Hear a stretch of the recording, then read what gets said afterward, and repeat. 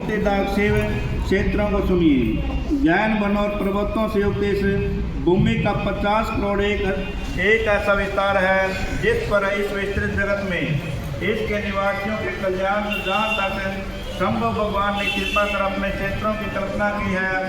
इसके अतिरिक्त ऋषियों और देवताओं के ग्रहण और परिग्रहण के लोकानुसरण के लिए प्रकट हुए अनेक प्रकार के क्षेत्र हैं जिनमें सर्वदा स्नान दान और जप आदि करना योग्य है। न करने से दुख दारिद्रता मूंगेपन का विवाह होता है और ब्रह्मलोक को प्राप्त कर पुनः मनुष्य योनि को प्राप्त करता है। क्षेत्र में पाप करना वज्र की तरह दृढ़ होता है। अतः जैसे भी हो सके मनुष्य को चाहिए कि वह सर्वदा पुण्य क्षेत्र में ही निवास करे। गंगा नदियों के तट पर अनेकों तीर्थ में 60 मुख वाली सरस्वती नदी बड़े ही पुनीत है।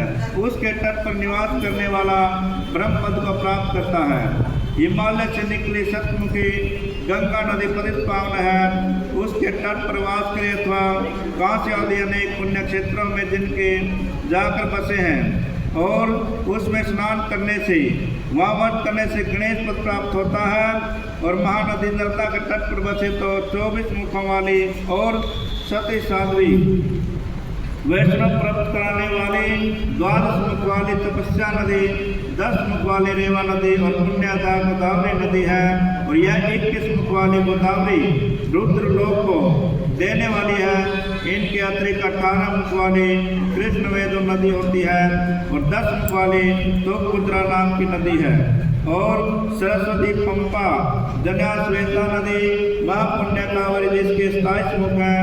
ये पुण्य प्रदान सुभद्रा और स्वर्गदायक दाइन के तट पर ब्रह्मा विष्णु पद के देने वाले ये सभी पुण्य क्षेत्र शिव लोकदायक और शिव संबंधी अभिष्ट फलदायक हैं। और उसे अनेक महत्व के अनुसार उत्तमोत्तम फलों की प्राप्ति होती है।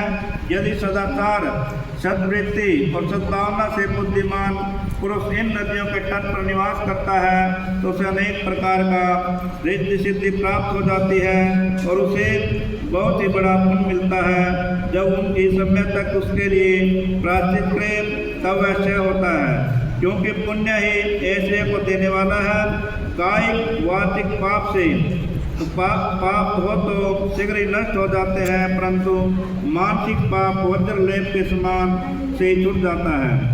जब ज्ञान तब ये शरीर को सुख देने वाले हैं। उनसे छुटकारा प्राप्त होने के लिए पुण्य पाप के 3 चक्र हैं, बीज वृद्धि और भोग।